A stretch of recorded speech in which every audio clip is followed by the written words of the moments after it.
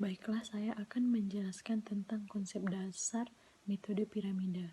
Piramida adalah metode pendidikan untuk semua anak yang berusia antara 2 sampai dengan 7 tahun. Metode ini memiliki sejumlah ciri khusus bagi anak-anak yang memerlukan bantuan tambahan. Ciri ini meliputi rangsangan bahasa, bercerita secara interaktif, kegiatan bermain, dan pembelajaran inisiatif tambahan, kegiatan untuk anak yang berbakat, dan pelajaran tambahan. Pendidikan yang menggunakan metode piramida ini dimulai dengan anak-anak yang rapuh dan belum bisa melakukan tugas sehari-hari tanpa bantuan orang lain.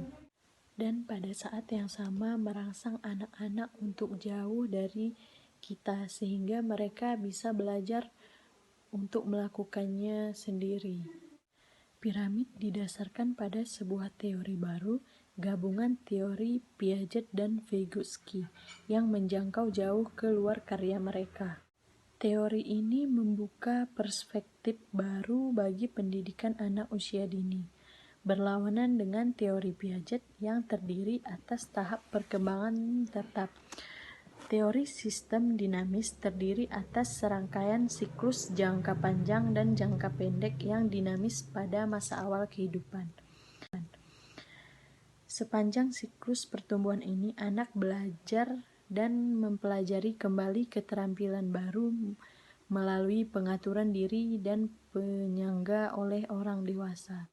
Penyangga berfungsi membantu anak bila diperlukan dan perlahan-lahan dikurangi saat kemampuan anak mulai meningkat.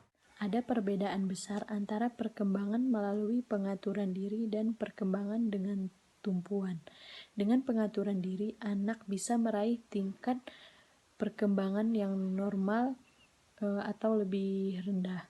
Dengan bertumpu pada guru, anak bisa meraih tingkat perkembangan yang optimal atau lebih tinggi.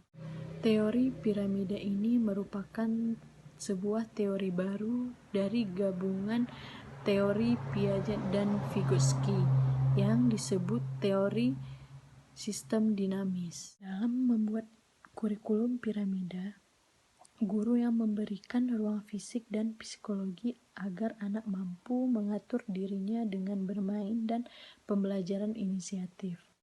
Kurikulum ini dibuat dengan komponen penghubung sesuai dengan cara guru memperlakukan anak-anak.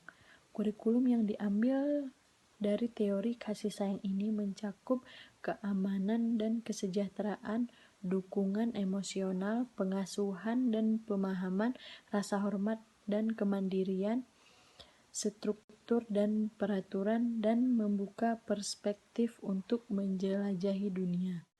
Pelengkap komponen penghubung adalah komponen cara guru merangsang perkembangan anak-anak, menantang rasa ingin tahu mereka, dan berusaha memahami apa yang mendorong mereka dari dalam dan dari luar. Komponen ini diambil dari teori sistem dinamis dan teori menjauhkan. Dalam kedua komponen ini, ada 4 konsep yang digabungkan, yaitu inisiatif anak, inisiatif guru, kedekatan, dan jarak jauh. Yang pertama yaitu inisiatif anak.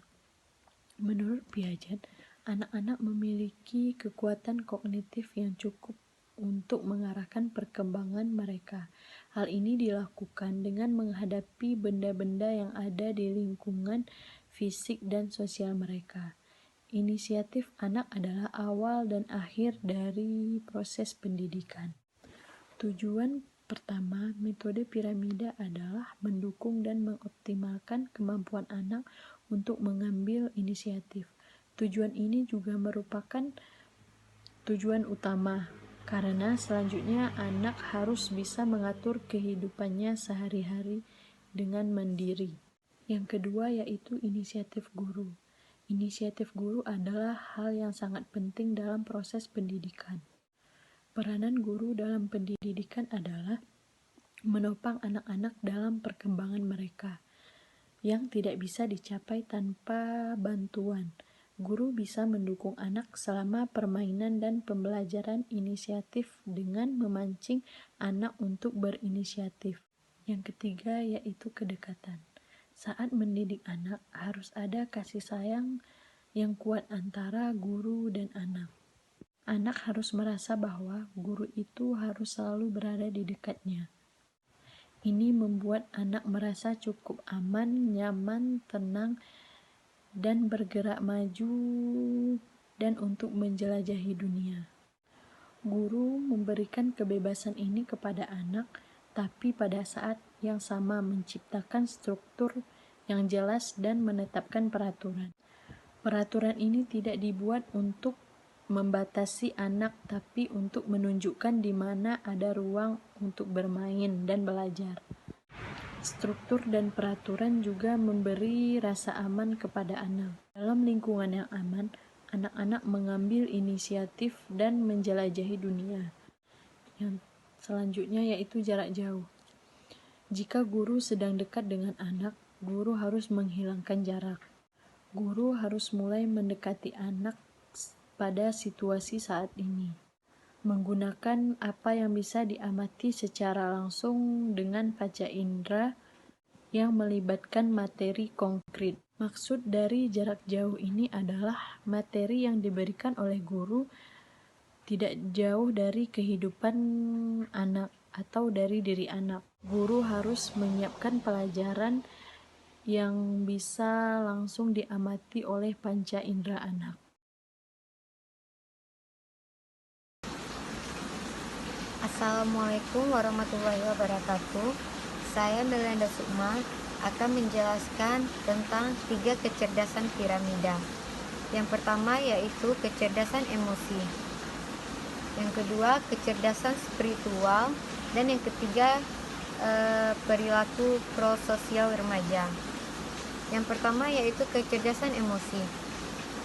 Emosi sebagai suatu kecerdasan sosial yang berkaitan dengan kemampuan individu dalam memantau baik emosi dirinya maupun emosi orang lain, dan juga kemampuannya dalam membedakan emosi dirinya dengan emosi orang lain, di mana kemampuan ini digunakan untuk mengarahkan pola pikir dan perilakunya. Sejalan dengan itu, Robert dan Coppard mengungkapkan bahwa kecerdasan emosi adalah kemampuan merasakan, memahami, dan secara efektif menerapkan daya dan kepekaan emosi sebagai sumber energi, emosi, dan pengaruh yang manusiawi. Aspek-aspek kecerdasan emosi diri aspek-aspek kecerdasan emosi secara khusus sebagai berikut. Yang pertama, mengenali emosi diri, mengelola emosi, memotivasi diri sendiri, mengenali emosi orang lain, kecakapan pribadi, yakni kemampuan mengelola diri sendiri, kecakapan sosial, yakni kemampuan menangani suatu hubungan dan keterampilan sosial. Yang kedua yaitu kecerdasan spiritual. Kecerdasan individu tidak hanya dilihat dari kecerdasan intelektualnya saja, akan tetapi juga dari kecerdasan emosinya dan kecerdasan spiritualnya. Setelah kecerdasan intelektual dan kecerdasan emosi, maka ditemukan kecerdasan yang ketiga, yaitu kecerdasan spiritual, yang diyakini sebagai kecerdasan yang mampu memfungsikan kecerdasan intelektual dan kecerdasan emosi secara efektif, dan kecerdasan spiritual merupakan kecerdasan tertinggi.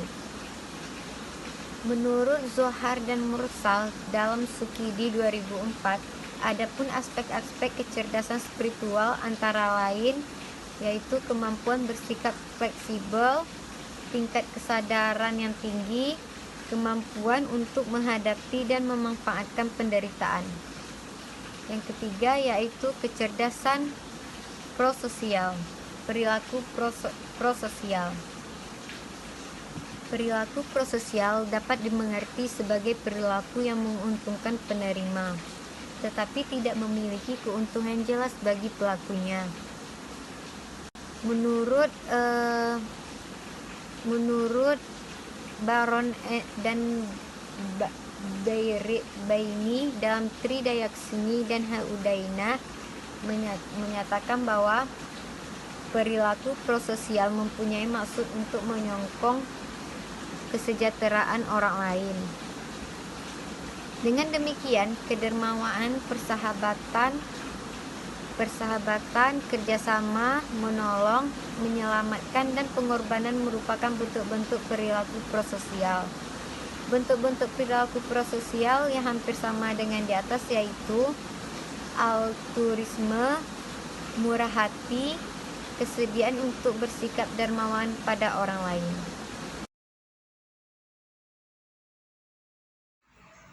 Baiklah, di sini saya akan menjelaskan tentang 4 program piramida. Dalam metode piramida, kami mempunyai 4 program untuk melatih komponen penghubung dan pendidikan dari anak yang berinisiatif dan inisiatif guru untuk memungkinkan kita mengoptimalkan perkembangan anak-anak.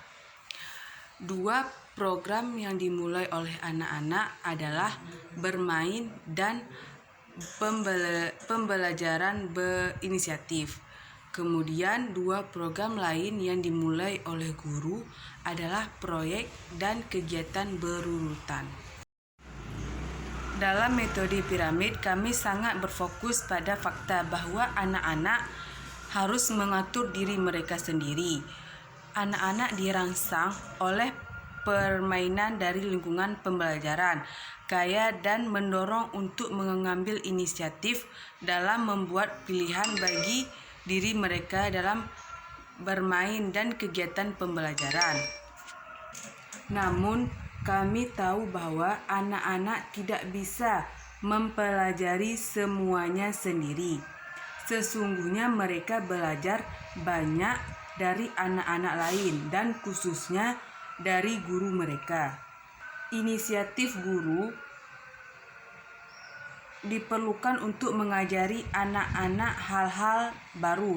Hal ini bisa dilakukan secara pribadi melalui pembelajaran tambahan. Misalnya saat guru memberi bimbingan pada anak yang secara pribadi memerlukan dukungan tambahan atau waktu belajar tambahan. Tapi pembelajaran tambahan pribadi adalah sesuatu yang mahal. Pembelajaran tambahan ini bisa dilakukan dengan baik dan efisien dengan mengerjakan mata pelajaran dan menelusuri dalam kelompok dengan bantuan proyek dan program berurutan. Guru memberi contoh, memberi perintah kepada anak, dan membantu mereka dalam pembelajaran aktif. Guru mendorong anak-anak dan mengajari hal-hal yang harus mereka ketahui dan harus bisa mereka lakukan. Baiklah, di sini saya akan menjelaskan tentang evaluasi. Di evaluasi piramida ini kita mempelajari anak secara pribadi dan kelompok. Kita menyebutkan sebagai penilaian anak. Kemudian kita bertanya pada diri kita sendiri apakah metode piramida ini adalah metode yang pantas untuk kita gunakan. Kita menyebutkan sebagai evaluasi program. Nah, yang pertama ini kita akan membahas tentang penilaian anak. Penilaian anak adalah hal yang penting dari ketiga proses evaluasi dan membantu kita mendukung proses pembelajaran anak. Dalam metode piramida, anak-anak berkembang dalam permainan dan pembelajaran dengan mengambil inisiatif yang dilakukan oleh guru mereka. Nah, kemudian ada penilaian anak. Yang pertama itu penilaian autentik dan individual. Yang kedua penilaian sistematis dan umum. Yang ketiga alat. Yang keempat evaluasi harian. Yang kelima pengamatan. Kemudian mencatat dan portofolio. Evaluasi setengah tahunan, skala pengamatan, tes gital dan tes adaptif. evaluasi diagnostik, wawancara diagnostik, dan program observasi. Itu semua adalah penilaian anak. Nah, kemudian kita akan membahas yang kedua itu adalah evaluasi guru. Nah, di evaluasi guru ini kita berfokus pada cara guru menghadapi setiap anak, komponen penghubung, dan sejauh mana ia mengoptimalkan perkembangan setiap anak, komponen pendidikan. Nah, di sini ada penilaian guru yang ada dua. Yang pertama itu selama pelatihan dan setelah pelatihan. Baiklah, di sini kita akan membahas yang ketiga itu ada evaluasi program. Evaluasi ini adalah dimensi penting metode piramida dan dilakukan secara internal dan eksternal.